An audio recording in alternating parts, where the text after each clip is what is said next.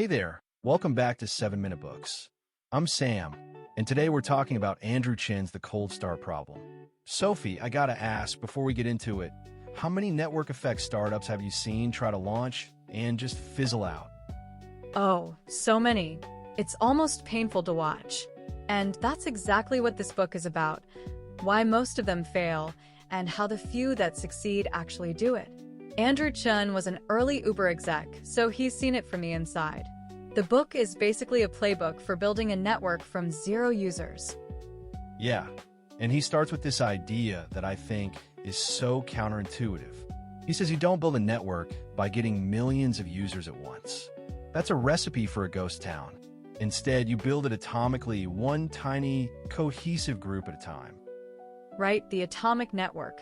The smallest social unit that can generate value on its own.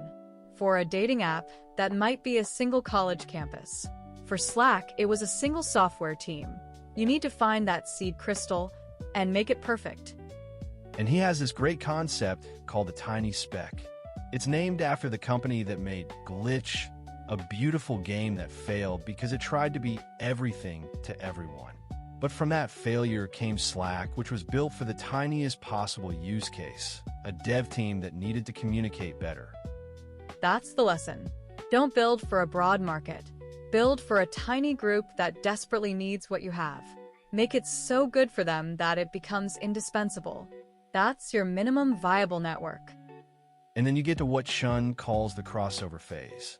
Once you have one thriving atomic network, you need it to replicate. And it doesn't spread randomly. It spreads along existing social or professional connections. The invite mechanic is key here. Every user should become a potential salesperson. Slack grew because one team at a company loved it, so they invited another team and another. It's viral, but not in the buzzword sense. It's designed to be inherently shareable. But here's where the book gets really interesting for me. Chen talks about the collision point. This is when the network gets so successful that it starts creating its own problems. Like, too many sellers on a marketplace means buyers can't find quality stuff. Exactly. And he uses Uber as an example. In early San Francisco, they had to balance supply and demand constantly. If a driver could get a rider in minutes, great. If not, they'd leave. So the network's most important job became managing that collision, sometimes even limiting growth to keep quality high. He calls it building the moat. The competitive advantage isn't just size, it's how well you handle the chaos of your own success. And he warns about the law of shitty click-throughs. Paid ads get less effective as you grow, so you need organic, product-driven growth.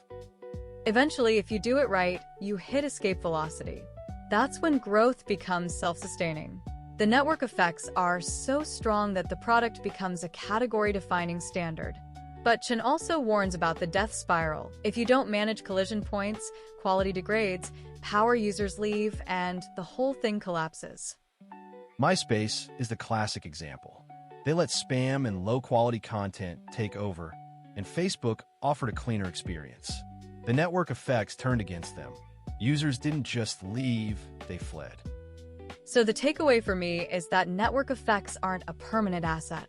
They're fragile and need constant care. The book is really about human behavior, status, belonging, and utility. The product is just the stage. The users are the performance. Honestly, the one thing I'm taking away is that the cold start problem isn't solved by throwing money at ads. It's solved by finding that tiny, passionate group and making their experience perfect. Everything else follows.